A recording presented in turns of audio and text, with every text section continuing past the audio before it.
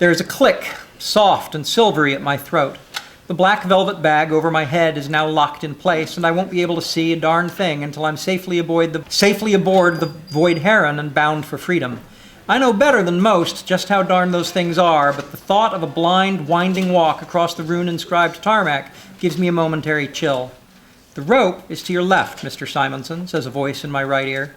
She sounds like a sweet girl, and she's speaking remotely.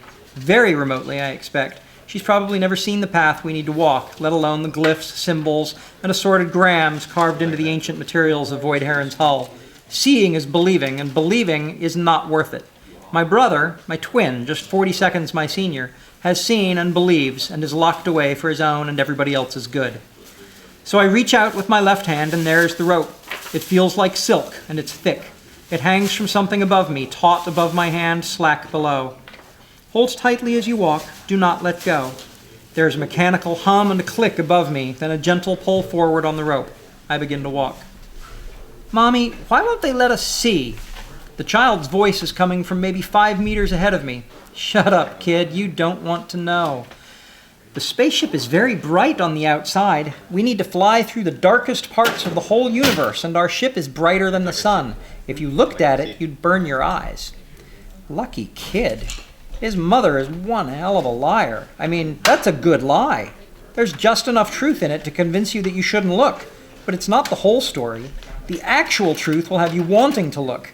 After all, how can seeing some letters and numbers, or whatever those shapes are, really break your brain?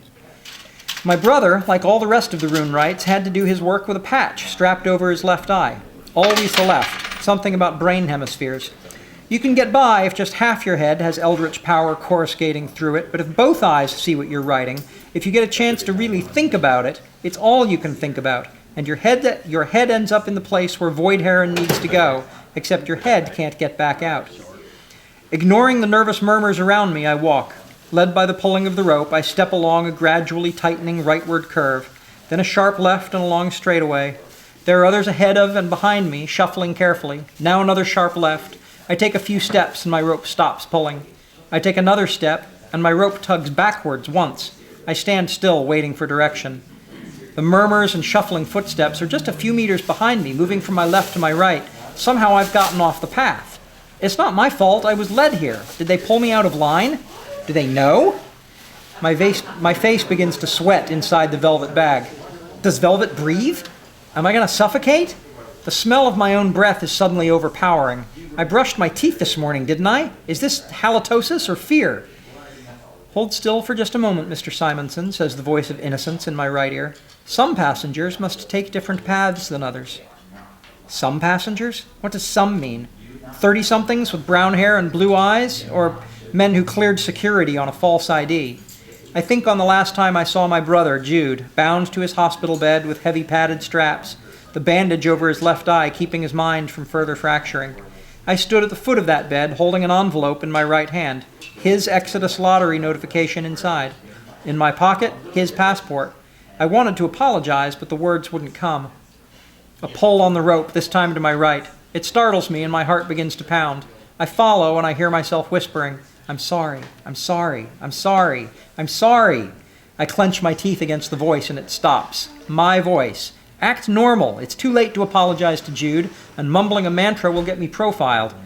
I blow out an exasperated sigh, and my breath smells like old cheese. Relax, Mr. Simonson. We're almost there.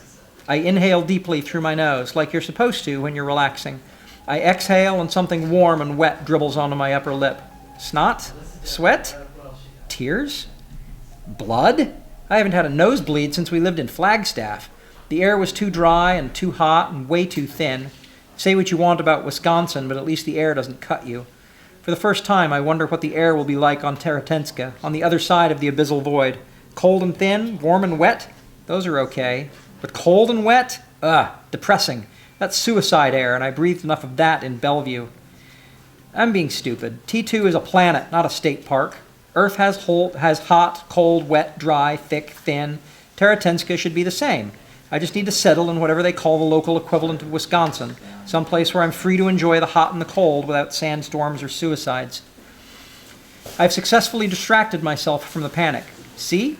I'm not guilty of anything. I'm not acting suspicious. I might be self-medicating on introspection, but that's healthier than alcohol or binge eating. I wonder what the food will be like on Void Heron. The trip to Taratenska takes 3 days, so they'll have to feed us something. Of course, figuring out accommodations like that for a couple thousand people is child's play. The abyssal void makes travel so simple. No need to generate thrust to escape your planet. No need to spin for gravity either. Just build something big and airtight. It might as well be a freestanding luxury hotel, and let the funny writing pull it to a new world. It's as cheap as free, even considering the fact that you risk driving all your Runewrights in-effing-curably bonkers. Watch your step, Mr. Simonson. The tarmac gives way to something smoother. I'm on the ramp. Void Heron and freedom lie immediately before me. Welcome aboard. Someone will be with you momentarily. I lick my lip and taste what dribbled there. No copper, but lots of salt. Sweat, then, not blood.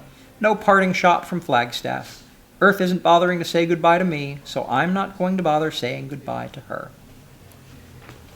And that's about the first 1,500 words, I think, 1,200 words, somewhere in there. It only gets worse for him and everybody, because it's a horror story, and horror stories do not end well for anybody. Where's it from again? Yes, it's called Flight of the Runewright, and it appears in an anthology called Space Eldritch. And it's available as an ebook, and it's available now as in print from Amazon. So, yeah, that was a lot of fun to write, and that's the one that I played nothing but scary music while I wrote it. And I kept asking myself, okay, what's the worst thing that could happen? This is probably the worst thing that could happen. And then I would write that, and I would look at it and say, no, that's Howard, the space opera writer, imagining what the best thing that can happen is when you plan on having the characters live. What's really the best thing that can happen, or the worst thing that can happen? So, yeah. Oh yeah, it's delightfully worse. And I'm contemplating writing another story in that setting, but no point in me telling you about that until you've read the first one.